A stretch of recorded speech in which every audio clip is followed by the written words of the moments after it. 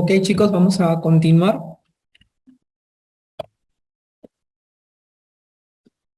En este caso vamos con las glándulas suprarrenales. Las glándulas suprarrenales, como su nombre lo dicen, son dos estructuras, dos glándulas que se encuentran por encima de los riñones.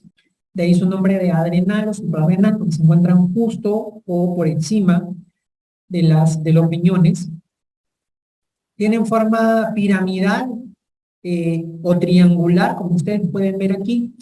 Y si yo hago un corte a la glándula suprarrenal o a la glándula adrenal, es igual, es similar el nombre, yo voy a encontrar que vamos a tener dos zonas bien claras, ¿no?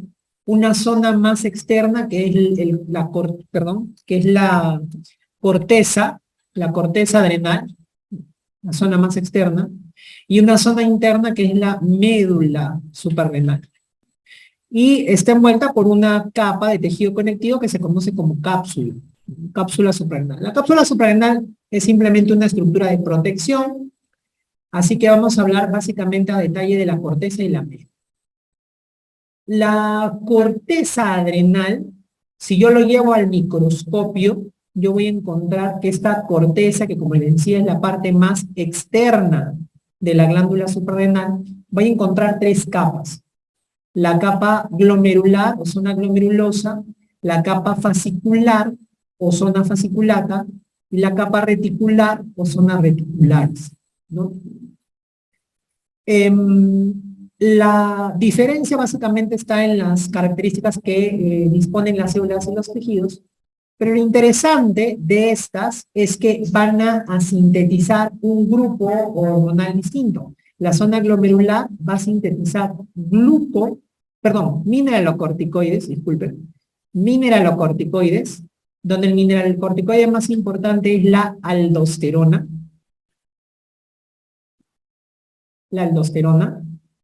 La zona fascicular va a secretar glucocorticoides, donde el glucocorticoide más importante va a ser el cortisol. Y la zona reticular va a secretar andrógenos, donde el andrógeno más importante va a ser el DEAS. ¿Qué significa DEAS? Dehidroepiandrosterona sulfatada. Dehidroepiandrosterona sulfatada, que las siglas son DEAS. Si ustedes se dan cuenta, todas estas hormonas son de naturaleza esteroidea. Recuerden ustedes, la corteza adrenal sintetiza hormonas a partir del colesterol. Son hormonas esteroideas, esteroides. Y es interesante porque todas estas hormonas van a sintetizarse en una vía metabólica que va a estar interrelacionada, de tal manera que la presencia de una u otra enzima en las distintas capas va a permitir que en una se sintetice más aldosterona, en la otra más cortisol y en la otra más el DEAS. Pero finalmente todas estas hormonas van a estar unidas en su síntesis. Y es por eso que cuando hay alguna alteración en alguna enzima específica dentro de esta vía de la generación de estas hormonas, se pueden producir patologías. Sobre todo, al ser alteraciones genéticas, se producen patologías que van a tener manifestaciones, muchas de ellas a nivel del nacimiento, como vamos a ver luego cuando hablemos de una patología que es la hiperplasia suprarrenal congénita. Ahora, la zona medular, que es la zona más interna de la glándula suprarrenal, va a sintetizar las famosas catecolaminas. ¿Cuáles son las catecolaminas? La adrenalina y la noradrenalina.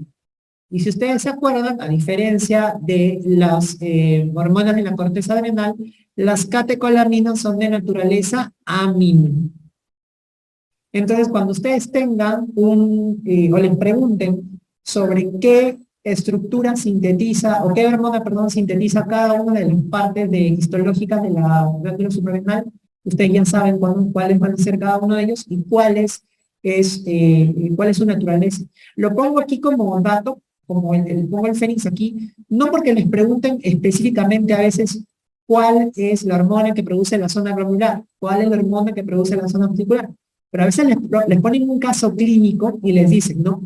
La deficiencia o el exceso de esta hormona se sintetiza en la capa y te ponen glomerular, fascicular, reticular, médula. Entonces tú ya sabes. Entonces dices, ya, este cuadro clínico, como vamos a ver luego en patología, se debe a tal patología. Y esta patología se debe a un exceso de esta hormona. ¿Y esta hormona dónde se sintetiza? En esta capa. Entonces marco esto. Porque a veces no les preguntan directamente así, la aldosterona, ¿dónde se sintetiza? No, le ponen un caso clínico y le dicen dónde se sintetiza la hormona implicada, la hormona que está siendo alterada en este caso. Vamos a ver cómo es la regulación de estas hormonas, sobre todo el cortisol, aldosterona y catecolaminas. En el caso del cortisol, es un glucocorticoide sintetizado en la capa fascicular de la corteza adrenal. Vamos a ver, como les había dicho, que esta hormona se regula por el eje hipotálamo, hipófisis adrenal. El hipotálamo secreta CRH, sobre todo en relación a situaciones de estrés. El cortisol se conoce como como la hormona del estrés, porque se va a secretar en respuesta a situaciones estresantes. Precisamente el estrés lo que hace es estimular la secreción de CRH por el hipotálamo. La CRH, que es la hormona liberadora de corticotropina, va a la adenohipófisis, a los corticotropos, a que se secrete ACTH, y la CTH va hacia la glándula suprarrenal, ahora sí más específico, hacia la zona fascicular de la corteza adrenal, a producir glucocorticoides. ¿Cuál es el glucocorticoide principal? El cortisol. El incremento de cortisol en la sangre puede finalmente, por un feedback negativo, inhibir la secreción de CRH y de ACTH. La ACTH, chicos, también puede estimular a la secreción de andrógenos suprarrenales, o sea, del DEAS. ¿Ya? Pero el estímulo es menor. El estímulo es más, sobre todo, con el cortisol. En el caso de la aldosterona, el ACTH, la influencia que tiene sobre la secreción de aldosterona es mínima, por decir nula. La aldosterona se va a regular por otra forma. ¿Cuáles son los efectos del cortisol? El cortisol va a incrementar la gluconeogénesis, o sea, va a permitir que se forme glucosa a partir de otros compuestos, va a incrementar la lipólisis, o sea, que se degraden los triglicéridos, y va a incrementar el catabolismo proteico, o sea, que se degraden las proteínas, sobre todo que se encuentran a nivel muscular. ¿Por qué? Degrada estos macronutrientes porque necesita combustible, energía, para poder afrontar el evento estresante. Por eso esta hormona tiene estos efectos. Y si yo quiero compararlo, así como hice con las hormonas tiroideas, al haber un incremento en la gluconeogénesis, entonces esta hormona tiende a nivelar los niveles de glucosa. Incrementa los niveles de glucosa en sangre. A nivel cardiovascular, el cortisol aumenta el gasto cardíaco y aumenta la resistencia vascular, porque es importante para poder enfrentar el evento estresante. Aumenta, vean ustedes, también la eritropoiesis, ¿no? Que hay una producción adecuada de glóbulos rojos y, por ende, del transporte de oxígeno a través de la hemoglobina. Y va a inhibir algunas funciones que, digamos, no son tan importantes para afrontar el evento estresante, como por ejemplo, disminuye la respuesta inmunológica, ¿no? Disminuye la producción de colágeno, y a su vez aumenta la resorción ósea, que es la degradación del hueso. Aumenta que haya mayor recambio óseo. Y además es importante para regular el ánimo y la función cognitiva. En el caso de la aldosterona, como les dije, se regula por otro mecanismo. El efecto que tiene la ACTH es mínimo sobre la aldosterona. Aquí el principal eje de regulación de la aldosterona va a ser el eje renina, angiotensina, aldosterona. ¿Cuál es el estímulo para la secreción o para la activación de este eje? Perdón. Vamos a encontrar básicamente que este eje se va a activar sobre todo por tres estímulos importantes, ¿no? El primero de ellos, ustedes ven acá, es cuando haya una situación en la cual haya una patología que condicione deshidratación, deficiencia de sodio y hemorragia, que va a producir disminución de la volemia. Entonces, el primer, digamos, estímulo para la activación de este eje va a ser la hipovolemia, la disminución de la volemia. Si disminuye la volemia, también vamos a encontrar que puede haber una disminución de la tensión arterial. Entonces la hipotensión vendría a ser el segundo activador de este eje. Y finalmente, en relación con la deficiencia de sodio que hemos hablado, la disminución de la concentración de sodio en sangre, es decir, la hiponatremia, puede ser un tercer efecto que va a producir la secreción de o la activación de este eje. Sobre todo, hipotensión e hiponatremia, ¿no? Disminución de la tensión arterial, disminución de la natremia, van a ser digamos, los factores más importantes para la activación de este eje. Esta situación de hipotensión y de hiponatremia va a poder ser captada por el aparato yuxtaglomerular que se encuentra a nivel del riñón, y este aparato yuxtaglomerular que se encuentra a nivel del riñón va a permitir la secreción de una hormona que se conoce como renina. Por eso le decía que el riñón también es un tejido que tiene función hormonal. Entonces, la renina, ¿qué es lo que va a hacer? La renina es una hormona importante porque va a permitir que una proteína, un péptido que es el angiotensinógeno que produce el hígado, pueda convertirse hacia angiotensina 1. La renina convierte el angiotensinógeno, que es una forma pre, hacia angiotensina 1. Esta angiotensina 1 va a su vez convertirse en una forma activa que es la angiotensina 2, gracias a una enzima que es la enzima convertidora de angiotensina, que se sintetiza sobre todo a nivel pulmonar. No es el único órgano, pero sobre todo a nivel pulmonar. Entonces, ¿qué es lo que sucede aquí? Que finalmente la activación de este eje ha permitido la formación de este compuesto que es la angiotensina 2. ¿Y cuál es el efecto que tiene la angiotensina 2? El efecto que tiene la angiotensina 2 básicamente van a ser dos importantes. Uno, va a permitir que haya vasoconstricción de las arteriolas y de esta manera al haber vasoconstricción aumentar la tensión arterial, que eso es más de fisiología cardiovascular. Vamos a ir a la parte endocrina. La acción que tiene a nivel endocrino va a ser ir hacia la corteza suprarrenal, a la capa glomerular, acuérdense, para que se sintetice aldosterona. Eso quiere decir que el estímulo para la secreción de aldosterona va a iniciarse gracias a la activación del eje a través de la renina, que la renina permite la formación de angiotensina 2 a través de dos pasos, ¿no? Y la angiotensina 2 es la que estimula la secreción de aldosterona. ¿Qué hace la aldosterona? La aldosterona va al riñón a nivel ¿de dónde? Del túbulo contorneado distal del riñón. ¿Y qué es lo que permite a nivel del túbulo contorneado del riñón? Aumenta la resorción de sodio y consecuentemente de agua, y aumenta la secreción, o sea, que se elimine más potasio y hidrógeno en celular. Vean ustedes este grafiquito, lo voy a poner por acá. Imagínense ustedes que esta es una célula del túbulo contorneado distal. ¿Qué hace la aldosterona? La aldosterona llega acá, tiene su receptor, la aldosterona, y la aldosterona lo que hace es reabsorbe sodio, o sea, jala más sodio.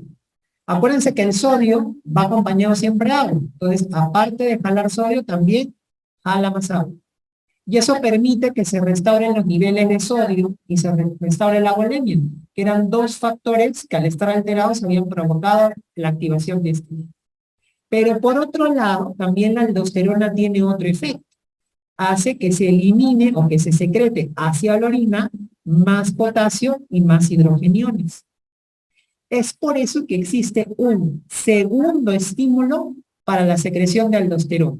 El primer estímulo es el eje renina-angiotensina-aldosterona. Lo voy a colocar acá. Primer estímulo.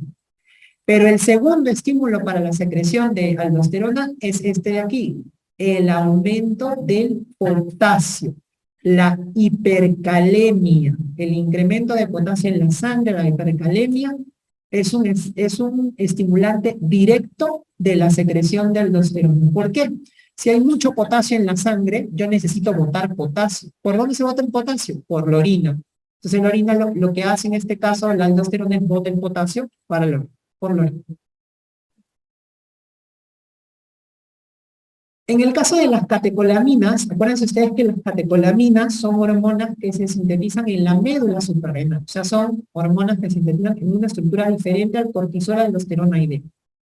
En el caso de las catecolaminas, acuérdense que derivan también de la tirosina, y básicamente estas van a tener sus efectos cuando se unan a receptores, y existen distintos tipos de receptores, sobre todo aquí para efectos metabólicos, los receptores alfa y beta, y dentro de cada uno de estos receptores vamos a tener distintos tipos, ¿no? Alfa 1, alfa 2, beta 1, beta 2 y beta 3. En el caso de alfa 1, vean ustedes, cuando la adrenalina se une a un receptor de tipo alfa 1, vamos a tener vasoconstricción, contracción de músculo liso a nivel cardiovascular, y a nivel metabólico aumenta la glucogenólisis, o sea, ruptura de glucógeno, y gluconeogénesis, o sea, formación de glucosa de nuevo. Por tanto, esta hormona también incrementa los niveles de glucosa en sangre. Está produciendo que haya más glucosa, que se libere más glucosa en la sangre. Cuando se unen receptores alfa 2, básicamente va a tener efectos a nivel de lo que es vasoconstricción, agregación plaquetaria y efectos sobre la lipólisis, se hace disminución del lípidos. A nivel de los receptores beta, beta 1 y beta 2 va a tener un poquito de efectos contrarios. A nivel beta 1, vean ustedes, va a aumentar la frecuencia cardíaca, pero además aumenta la fuerza de contracción del corazón y vamos a tener mayor lipólisis. A diferencia del beta 2, vamos a tener vasodilatación y relajación del músculo liso, que es un efecto contrario al que tenía cuando se unía a receptores de tipo alfa 1. Esta diferencia entre la activación alfa de la adrenalina y la activación de los receptores beta 2. Esta contraposición. Y finalmente, a nivel beta 3, aumenta la lipólisis.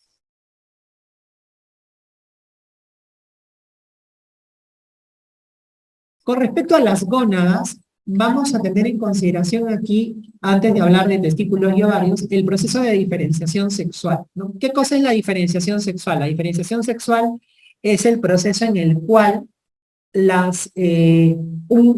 ser vivo va a poder identificarse, ya sea en esta dicotomía de varón o mujer, ¿no? Dependiendo de las características que se encuentren. Y cuando yo hablo de estas características, muchas veces le podemos dar el nombre del sexo, el sexo que tiene este individuo. Y el proceso de diferenciación sexual nos va a dar, dentro de los distintos mecanismos que se van a introducir, tres tipos de sexo, hablar de tres denominaciones de sexo diferente: el sexo genético, el sexo gonadal y el sexo fenotípico. Esto con miras a poder comprender la patología gonadal, ¿eh? No es tanto con lo que hay ahora de la ideología de género y eso, no. Esto más en relación a la parte clínica, ¿eh? Entonces, cuando yo me refiero a sexo genético de un individuo, cuando hablemos de patología gonadal, me voy a referir al juego cromosómico sexual que va a tener esta persona. Es decir, me refiero a los cromosomas sexuales. Entonces, yo voy a tener un sexo genético XX, que va a ser el de una mujer, y el XY, que va a ser de un varón. Mujer y varón. Entonces, si yo veo el cariotipo de una persona, o sea, solamente el cariotipo, no estoy viendo a la persona, me traen el cariotipo de una persona y yo veo 46XX, es mujer. Yo veo el cariotipo 46XY, es varón. Solamente no estoy viendo a la persona, estoy viendo el cariotipo nada más. Entonces, ese es el sexo genético. Sexo genético. Eso ya va a depender, obviamente, de la unión del óvulo y el espermatozoide. El espermatozoide es el que va a definir finalmente si es varón o mujer en la parte final. Ahora, cuando se está formando el embrión en el primer trimestre, yo voy a tener una estructura que va a ser conocida como una gónada indiferenciada. ¿Qué significa gónada indiferenciada? Todavía no ha adoptado la forma de ovario o de testículo. Entonces, ¿qué sucede? Más o menos, aproximadamente a las 7, 8 semanas, ¿qué es lo que sucede? Dependiendo del juego cromosómico que tenga el paciente, esta gónada diferenciada se va a volver ovario o testículo. El individuo que tiene un sexo genético XY, En el cromosoma Y, en el brazo corto del cromosoma Y, hay un gen regulador, que es el CRI.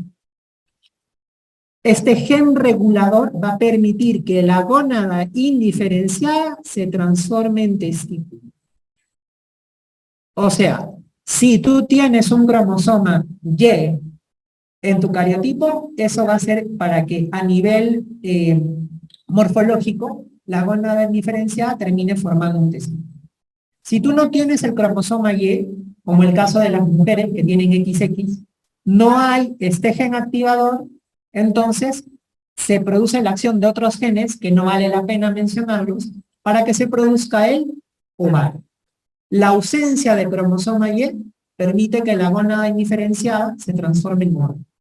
Y si yo veo, me dan un resultado, ¿no?, de una evaluación que se ha hecho y me dicen, este tiene testículo, este individuo tiene ovarios, entonces a eso yo le conozco como sexo gonadal, que está en relación solamente a qué tipo de gónada tiene ese paciente, si es un testículo o es un ovario. Ahora, ¿qué sucede aquí? Esto es solamente la parte cromosómica, la parte gonadal, pero ustedes saben que también el sexo está configurado por el fenotipo que tiene una persona, o sea, por las características que va a presentar esta persona cuando ustedes la ven o cuando la examinan, le hacen una ecografía, una tomografía. Entonces, ¿qué es lo que sucede aquí? Estas características morfológicas internas y externas se conocen como sexo fenotípico. El fenotipo es lo que yo veo, el genotipo es los cromosomas, el fenotipo es lo que yo estoy viendo, ¿no? Entonces, ¿qué es lo que sucede aquí? El que tiene testículo, el individuo que tiene testículo, ese testículo empieza a sintetizar hasta la 8ª semana dos hormonas, testosterona y la AMH, que es la hormona antimuleriana. Antimuleriana. Entonces, ¿qué es lo que sucede aquí? Nosotros tenemos que para la formación de los genitales internos de una persona, dos estructuras vamos a tener en la etapa embrionaria, que son los conductos de Wolff y los conductos de Müller. Los conductos de Wolff básicamente van a dar origen a los genitales internos masculinos, ¿no? ¿A quién da origen el conducto de Wolff? Al epidídimo. Lo voy a poner por arriba para que haya más espacio. Entonces vamos a tener los conductos de Wolff van a dar origen ¿a quién? Al epidídimo, a la vesícula seminal.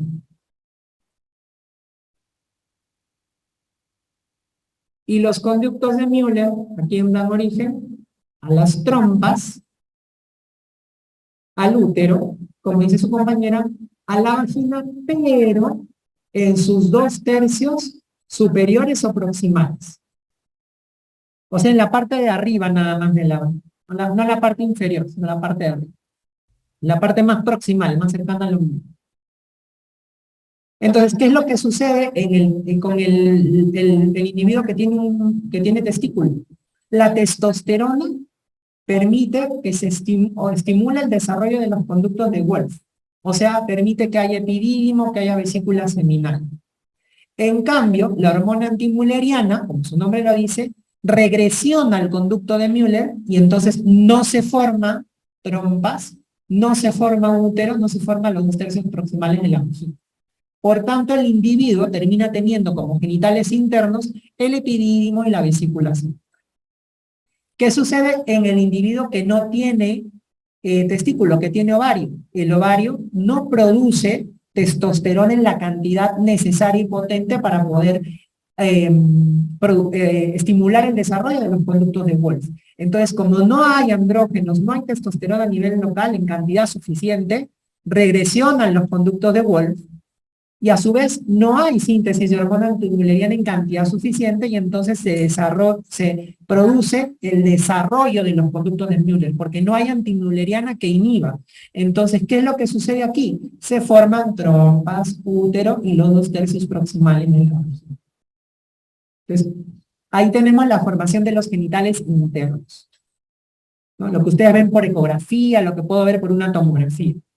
Ahora viene la parte externa, lo que ven mis ojos, ¿no? A ese proceso es en relación a los genitales externos. ¿Quién permite el proceso de diferenciación a nivel de genitales externos? También los andrógenos. Pero en este caso, sobre todo, un andrógeno más potente que es la de hidrotestosterona. La testosterona que fabricó el testículo va a ir hacia la periferia, hacia la parte externa, se va a transformar en un andrógeno más potente que es la de hidrotestosterona y va a permitir la masculinización o la virilización del feto. Entonces, ¿qué es lo que pasa? Se va a formar el escroto, se va a formar pene. Y en el caso del individuo que no tiene producción de andrógenos, como es el caso del individuo que tiene ovario, ¿qué es lo que pasa acá? Entonces no hay escroto, no hay pene, se forman los labios, se forma la vulva, no los labios, le voy a poner vulva, se forma la vulva, se forma el clítoris, ¿no? Los labios, el clítoris que forman parte de la vulva. Ya sé la diferencia. Y esto es interesante, ¿no? Y a la vez a veces un poco complicado, porque cuando hablemos de patología del trastorno de la diferenciación sexual, si hay algo que trastorne esto, todo se va lejos. De tal manera que, por ponerles un simple ejemplo, ¿no? Si aquí, en un feto femenino que se está desarrollando, yo lo expongo a andrógenos, ¿qué cosa creen que va a pasar? No es que ese feto femenino va a formar testículo o va a formar vesícula seminal, no, porque eso tiene su relación por otra vía. Si yo estimulo aquí, le pongo andrógenos a un feto femenino, lo voy a virilizar, ¿no? Porque normalmente eso no sucede. La ausencia de los andrógenos es lo que hace que finalmente el feto se feminice. Entonces, eso es importante. Asimismo, la ausencia de este gen o la ausencia o la resistencia a la acción de la testosterona, de la hormona antimulleriana, también puede generar dicotomías, alteraciones, como vamos a ver luego en una patología que es la resistencia al síndrome de insensibilidad a los andrógenos o la feminización testicular. Es interesante. Ahora, vamos a empezar con lo más fácil, que es el eje gonadal masculino, testículos, ¿no? En el caso de los testículos, recuerden que la regulación va a estar dada por, a nivel hipotalámico, la GnRH, que es la hormona liberadora de las gonadotropinas, y la GnRH va a estimular a la adenohipófisis, a la pituitaria anterior, a que se produzcan dos hormonas, FSH y LH. La LH va a estimular a las células de Leydig a que se secrete testosterona. Entonces, cuando ustedes hablen de LH, acuérdense que estimula a Leydig, LH, Leydig, y las células de Leydig sintetizan testosterona. Y la testosterona, por el feedback negativo, inhibe la secreción de LH e inhibe la secreción de GnRH. La testosterona es un andrógeno, pero la forma más potente, como les había mencionado yo, es la famosa dehidrotestosterona. Y esto se hace en la periferia gracias a una enzima que es la 5-alfa reductasa.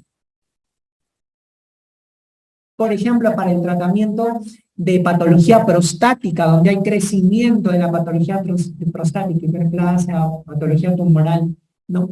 O para, por ejemplo, patología como la alopecia, donde hay un componente hormonal de exceso de hormonas, de la acción de un andrógeno potente como la de hidrotestosterona, hay fármacos que bloquean este enzima y no se forma este andrógeno potente que es importante en la periferia. En el caso de la FSH va a estimular a las células de Sertoli para que se sinteticen factores de crecimiento que van a ser importantes para el proceso de espermatogénesis. Por eso es que yo les decía que en el grafiquito de los ejes, que la FSH lo que hace es regular la función reproductora, porque precisamente lo que hace es estimular de forma indirecta la espermatogénesis al que se sinteticen factores de crecimiento. Ahora, ¿quién inhibe la FSH? Las células de Sertoli fabrican una hormona que se conoce como inhibina. Y la inhibina, básicamente, como su nombre lo dice, va a tener como única función inhibir la secreción de FSH y la secreción de GnRH para completar el feedback negativo en el eje gonadal masculino. ¿Cuáles son los efectos que tiene la testosterona? El primero ya lo hemos comentado, la virilización fetal, que haya escroto, que haya pene, ¿no? Lo segundo, en el desarrollo de la persona, a nivel de la pubertad y la adolescencia, el desarrollo puberal masculino va a permitir la formación de los caracteres sexuales secundarios. Los caracteres sexuales primarios son obviamente la presencia de pene, de escroto. Pero los caracteres sexuales secundarios, ¿cuáles van a ser? Va a ser que haya el desarrollo de vello púbico, el desarrollo de vello axilar, el engrosamiento de la voz, el crecimiento también cuando madure el varón, el crecimiento de la vesícula seminal, el crecimiento de la próstata. La testosterona también es importante para la espermatogénesis. No solamente basta con el efecto que tenga la FSH sobre la célula aceptoide, sino que para que se produzca el proceso de espermatogénesis también actúa la testosterona. La testosterona actúa a nivel de la glándula pilosebácea y de esta manera produce que haya un incremento en la producción de sebo, por eso los varones tenemos que tener más la piel grasa que las mujeres, y vello en zona androgénica. Acuérdense que vello puede existir en distintos lugares. Hay vello en zonas que compartimos varones y mujeres, ¿no? Como puede ser, por ejemplo, el vello en la zona del cabello, en la zona de las cejas, o en zonas como, por ejemplo, por debajo de las rodillas, debajo de los codos, en las manos, que son zonas en donde podemos tener tantos varones y mujeres.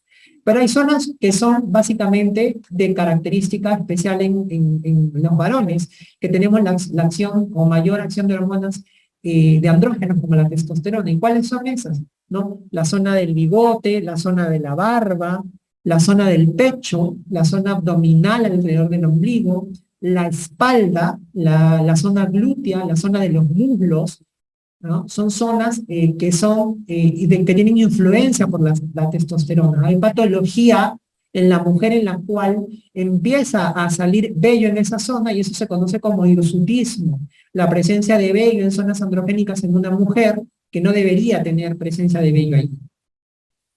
La testosterona aumenta la masa muscular, por eso los varones tenemos que tener mayor masa muscular que las mujeres. Aumenta la eritropoiesis, por eso tenemos hemoglobina más alta que las mujeres, y aumenta la libido. Esta acción de aumentar la libido es importante no solamente para los varones, sino también para las mujeres, ¿verdad? Acuérdense que si bien la testosterona es una hormona que se va a secretar en mayor cantidad que el varón, en la mujer también hay efectos, secreción de andrógenos como testosterona, y en este caso una de las funciones que va a tener es estimular la libido. En el caso de los ovarios, la regulación en los ovarios es un poquito más compleja porque dependiendo del momento del ciclo menstrual es donde yo voy a tener la acción de las diferentes hormonas, ¿no? Al inicio del ciclo menstrual, ¿qué es lo que yo voy a tener? Al inicio del ciclo menstrual, lo que yo voy a tener es que va a haber una secreción de FSH y LH por parte del hipotálamo, por parte de la hipófisis, pero vean ustedes que va a haber mayor preponderancia de FSH que LH, pero se sintetizan las dos. Y la secreción de FSH y LH al inicio del ciclo de la mujer, básicamente lo que va a permitir es el desarrollo de los folículos, sobre todo de ese folículo que contiene el óvulo que se va a liberar, ¿no? Y la formación de estrógenos y andrógenos durante esta primera parte. Vean ustedes, la GnRH estimula la hipófisis a secretar FSH y LH. ¿Qué función tiene la FSH al inicio del ciclo? Va a permitir que las células de la granulosa de los folículos sinteticen estrógenos. Pero estos estrógenos se van a sintetizar a partir de andrógenos. Los estrógenos nosotros los obtenemos a partir de los andrógenos. ¿Y quién estimula la síntesis de andrógenos en la primera parte de la fase folicular del ciclo? La LH. La LH permite que las células de la teca del folículo sinteticen los andrógenos que van a ser la base en la cual se van a sintetizar los estrógenos a partir de la célula de la granulosa. Por eso les decía que al inicio del ciclo ambas hormonas actúan, la LH para la formación de andrógenos y la FSH para convertir estos andrógenos en estrógenos, ¿no? Que se van a empezar a sintetizar en esta primera parte. Aquí se produce igual el feedback negativo con los estrógenos, tanto para el FSH como. Conforme avance el siglo, lo que sucede es que se produce el crecimiento de los folículos, sobre todo de un folículo en especial, que va a ser el folículo dominante. ¿Qué es lo que sucede en este caso? En este caso lo que yo voy a tener es que este folículo dominante es el que va a secretar mayor cantidad de estrógenos. Y este incremento en la secreción de estrógenos por este folículo dominante, que sería este de aquí, va a permitir que la elevación de los estrógenos produzca, vean ustedes, como les comentaba, un feedback positivo. Este es un caso claro de feedback positivo en endocrino, donde el incremento de los estrógenos por este folículo dominante permite que haya un estímulo de la secreción ¿de quién? De la secreción de LH. Y la secreción de LH a mitad del siglo, vean ustedes, ¿qué produce? El pico de LH produce la ovulación. Entonces vean ustedes que tenemos aquí que la LH va a cumplir la función al inicio del ciclo de producir andrógenos, pero a la mitad del ciclo va a hacer que haya ovulación cuando se encuentren cantidades bastante considerables y este estímulo se ha producido por un feedback positivo por la producción marcada de estrógenos por el folículo dominante. Cuando se ha producido la ovulación, entonces el folículo, la estructura de lo que nos quedaba del folículo, se va a transformar en una estructura que se conoce como cuerpo lúteo. El cuerpo lúteo, ¿qué va a secretar? Va a secretar sobre todo progesterona. ¿Por qué? Porque el cuerpo lúteo va a sintetizar la progesterona que va a preparar a la mujer para la gestación en caso el óvulo sea fecundado, ¿no? Y en este caso, en esta parte, que es la que ya denominamos fase lútea, porque está relacionada al cuerpo lúteo, la progesterona también va a ejercer efectos de feedback negativos sobre la secreción de GnRH. Ahora, si el óvulo no ha sido fecundado, entonces se produce la atresia del cuerpo lúteo, disminuyen los niveles de estrógeno y progesterona y se reinicia el ciclo. Acuérdense ustedes que si no hay, obviamente, la ovulación, finalmente se va a producir la menstruación, que ya es más parte ginecológica. En cuanto a los efectos de los estrógenos, igual, lo mismo que sucedía con los andrógenos, con la testosterona, los estrógenos van a permitir el desarrollo puberal femenino. Eso quiere decir que aparezcan las características sexuales secundarias. ¿Cuáles son? El desarrollo de las mamas, por ejemplo, ¿no? El ensanchamiento de las caderas, que van a ser el inicio del ciclo menstrual, que van a ser importantes como parte del desarrollo puberal femenino. También los estrógenos son importantes para la regulación del estado de ánimo. Por eso no es de sorprender que cuando se produce la menopausia hayan alteraciones en el estado de ánimo como consecuencia de la alteración de los estrógenos, la disminución de estrógenos. Crecimiento de piel y cabello, por eso las mujeres tienen la piel más tersa, el cabello de mejor semblante que el del varón. Mantiene la densidad mineral ósea. Los estrógenos, esta función no solamente va a ser importante en la mujer, sino también en el varón. El varón también produce estrógenos, solamente que en menor cantidad que la mujer. Y la función que va a tener el estrógeno en el varón y también en la mujer va a ser esta: mantener la densidad mineral ósea. ¿Por qué? Porque inhibe la resorción del hueso, permite la formación de hueso en la mujer. Por eso cuando la mujer llega a la menopausia, disminuye la densidad mineral ósea y hay riesgo de osteoporosis. Controla la producción de colesterol, sobre todo incrementa la producción de colesterol HDL, que acuérdense ustedes que el HDL es la lipoproteína que recoge el colesterol de los tejidos y lo lleva al hígado, de tal manera que esto hace que la mujer durante su edad fértil tenga menor riesgo cardiovascular que el varón. Si estamos hablando desde el punto de vista hormonal por la parte estrógenos, obviamente van a haber otros factores que pueden influir. Y a nivel de la mama, los estrógenos son importantes para el desarrollo de los ductos mamarios. En el caso de la progesterona, que se va a producir en la segunda mitad del ciclo menstrual, permite la transformación del endometrio, un endometrio secretor, ¿no? Para preparar a la anidación del osito, ¿no? Del óvulo que ha sido fecundado. Además, permite que el moco cervical sea más espeso y viscoso para evitar, obviamente, o proteger, en este caso, a que si ha habido fecundación, se produzca adecuadamente la gestación, aumenta la temperatura corporal, produce a nivel de la mama el desarrollo de los acinos mamarios, ¿no? Los estrógenos eran ductos, la progesterona es acinos mamarios, y también la progesterona lo que hace es incrementar la insulina y los depósitos de lípidos. Sobre todo en las que incrementar la insulina hace que haya un incremento en la resistencia a la insulina.